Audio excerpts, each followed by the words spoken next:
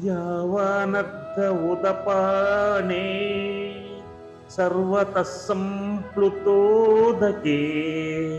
తావాన్ సర్వేషు వేదేషు బ్రాహ్మణస్య విజానతః బ్రాహ్మణస్య విజానతః. యావానర్థ ఉదపానే సర్వతః సంప్లుతోదకే తావాన్ సర్వేషు వేదేషు బ్రాహ్మణస్య విజానతః. యావానర్థ అంటే ఎంతటి ప్రయోజనము కలదు అని.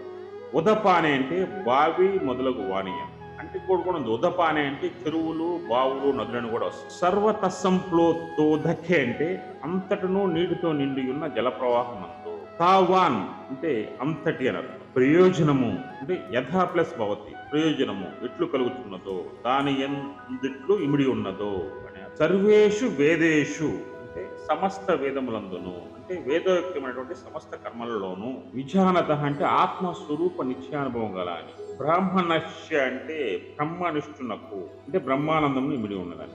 స్నాన వాసాదుల కుయుక్తమగు స్వల్ప జలము గల బావి మొదలగు వాణి ఎంతెంత ప్రయోజనము కలదో అంత ప్రయోజనము అంతటను నీటితో నిండి ఉన్న మహత్తర జల ప్రవాహము నందు ఇమిడి ఉన్న చందనమున వేదములందు చెప్పబడిన సమస్త కర్మలందును ఎంత ప్రయోజనము కలదో అంత ప్రయోజనము పరమార్థ తత్వం నెరిగిన బ్రహ్మనిష్ఠునకు బ్రహ్మానందమున ఇమిడి ఉన్నది.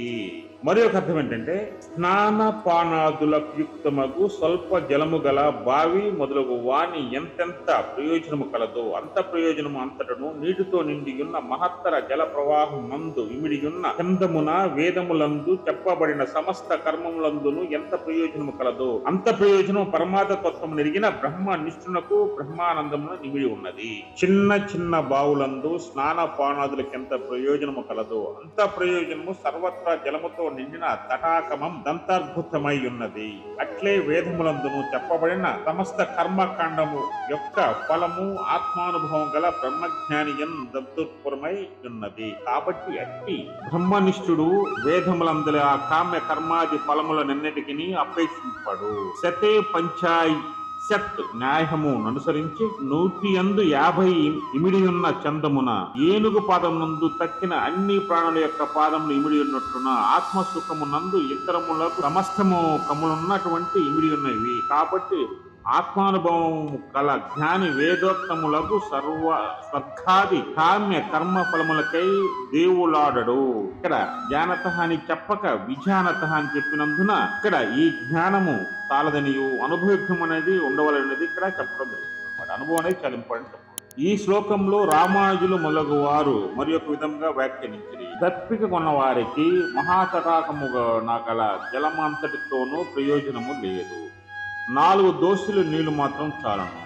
రోగి అన్ని ఔషధములను తినబడిన అవసరం లేదు. ఏ ఒక్క ఔషధము చక్కగా సేవించినా చాలును. ఆకలి గలవాడు అన్నపురాసులన్నింటినీ భుజించనక్కరలేదు. కుప్పెడు మెతుకులైనా తినజాలను. అట్లే వివేకవంతుడు నాకు సమస్త విధములతోనూ బ్రహ్మప్రాప్తికి అవసరమైన ఏ కొన్ని సాధనములతో చక్కగా అనుష్ఠించి అనుభూతులు నేర్చుకొని తాను తక్కిన కామ్య కర్మాదులన్నింటిలోనూ అతనికి ప్రయోజనమేమీ లేదు. వేదములందు అనేక మంత్రములు ఉపాసనలు కర్మలు చెప్పబడినప్పటికీ భవరోగము నశించి మోక్ష సాధనమునకు ఏ ఒక్క మంత్రము ఉపాసనము ధ్యానము సక్రమంగా సమిష్టించినా చాలు. ఇక్కడ రామచంద్ర సిద్ధాంతి మాటలు చెప్పేందంటే ఈ శ్లోకానికి యొక్క వ్యాఖ్యానం, ఒక దప్పిక బాగా ఉన్నవాడికి 4 దోషులు నీళ్లు చాలు. అవి చిన్న కుండలో అయినా సరే, నదిలో అయినా సరే, చెరువులో అయినా సరే, బావిలో అయినా సరే. బావి మొత్తం నీరు అతను తాగలేదు. అతనికి ఎంత అవసరమో అంతే తాగితే సరిపోతుంది. అదే బాగా ఆకలి కొన్నాడు అనుకోండి, వాడికి అన్నం అనేది మొత్తం రూమ్ నిండా అన్నం ఉన్నా సరే వాడు తినేది ఒక ప్లేట్ అన్నం మాత్రమే తినగలడు. నీకు జ్ఞానవంతుని తీసుకున్నట్టయితే అదేవిధంగా ఎవరైతే భగవంతుణ్ణి నిష్ఠతో ఒక్క క్షణకాలమైన ప్రార్థిస్తారో ఆ భగవంతుని దగ్గర అవుతారు. అలా కాకుండా 24 గంటలు యజ్ఞాలు, హోమాలు, వ్రతాలు అన్నీ చేసి తీరిక లేకుండా గడిపి నన్ను దేవుడు అనుగ్రహించాలంటే కుదరదు. ఒక్క క్షణమైన భగవంతుని నిష్ఠతో బ్రహ్మనిష్టతో పూజించినట్లయితే, బ్రహ్మనిష్ట అంటే ఏంటంటే ఇక్కడ ఆత్మనిష్ట. నీ ఆత్మను దేవుని పైన ఏకాగ్రత సాధించి దేవుని పైన కానీ ఉన్నట్లయితే వాళ్ళను కూడా భగవంతుడు అనుగ్రహిస్తాడు. అదేవిధంగా చాలా మంది చెప్తా ఉంటారు, చాలా మంది గుళ్ళో 24 గంటల పూజలు చేసి ఎదురువాడు చనిపోవాలా, ఎదురువాడు నాశనం అనుకోరు. వాళ్ళు ఎప్పటికీ మోక్షాన్ని పొందలేరు. నేను ఇంత 1000 మందికి భోజనం పెట్టే నాకు పుణ్యం వస్తుందంటారు. 1000 మందికి నువ్వు భోజనం పెట్టిన పుణ్యం రాదు. ఆకలైనటువంటి వాడికి ఒక్కడికి అన్నం పెట్టినా చాలు, అదే నీకు పుణ్యం కలుగుతుంది.